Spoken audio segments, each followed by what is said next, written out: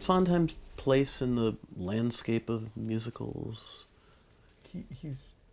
I think it's Top dog. It's top dog. I mean, I guess it's Rudolf Frimmel and Rodgers and Hammerstein or Gershwin, Rodgers and Hammerstein, Cole Porter.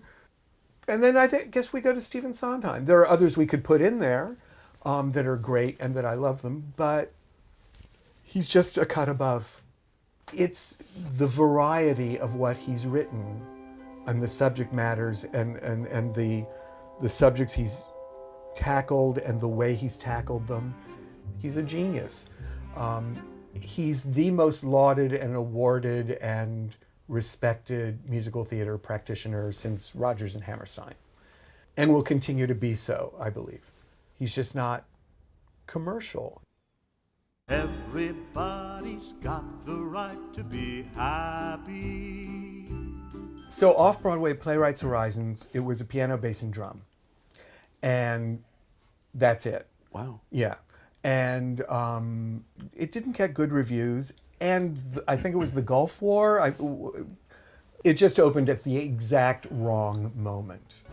But it also wasn't really formed. It hadn't found itself yet.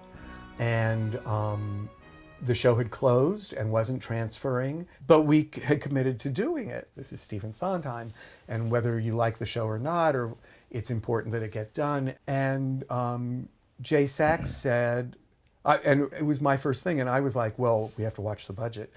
And Jay said, well, no, it's Sondheim, we have to do it right. We commissioned Michael Starobin, who is Sondheim's orchestrator of that moment. And Starobin said, and what's my limitation? And Jay said, well, it's Sondheim, do whatever you need. So I think it was 36 musicians. I vaguely remember that it was 36. But whatever it was big. The budget went shoo.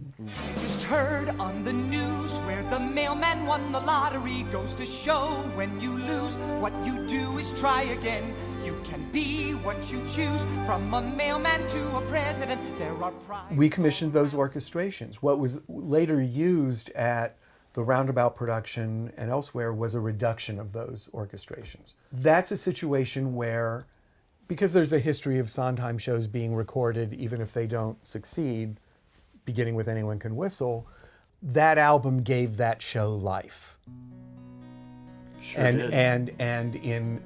And given how amazing that initial cast was, capturing those performances of Deb Monk and Victor Garber and Terry Mann and stuff, that's huge and that's sizable. What was it like creating orchestrations for the album? Did you workshop them? Did you try them? Nope. They did an orchestra rehearsal that the cast was welcome to come if they wanted to. Because if you called them, you'd have to pay them. But Paul Gemignani felt like they'll be fine, whether they hear it or not. And quite a few of them did come, but it was the day before. What? Did they sing it live with the orchestra? Yeah. Because there was only 36 minutes of music, there was time to do it. But what's your favorite Sondheim song? Why would you choose one? You can't.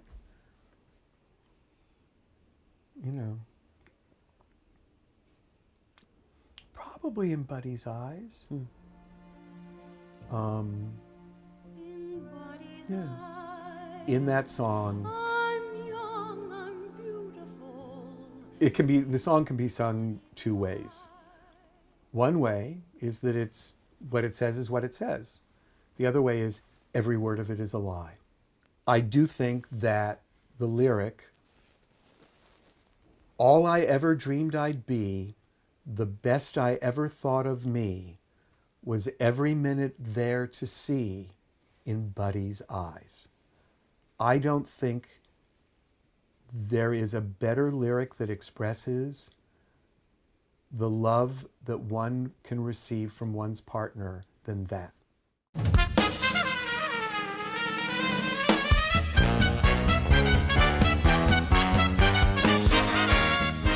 I was there at the legendary first preview. It ran like 3.5 hours and people were shouting at the stage and walking out. And Really? yeah. Up in the mezzanine, people were yelling, "What is this shit?" Wow. Really? Yeah.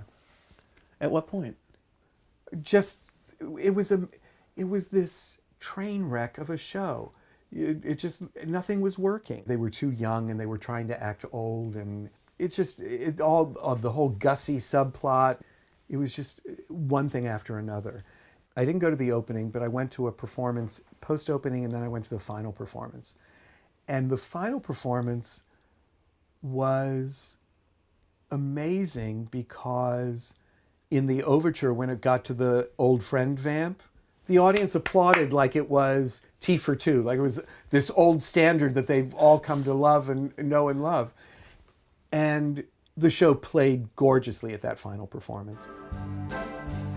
So, old friends, fill me in slow. Old friends, start from hello. Old friend, I want the when, where, and how.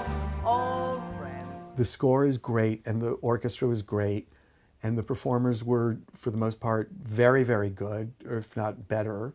Over the years, I've seen it, and people say, well, it gets better, they fixed this, they've done this. And I don't think that's the case. I think what has happened is we've all seen it so often that we don't notice the flaws anymore.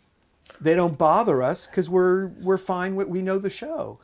But I think it's been diddled with too much.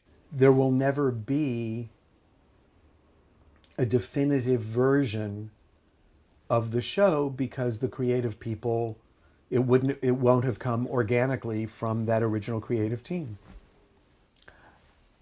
It's the best show ever written that will never work. Da, da, da, da, da.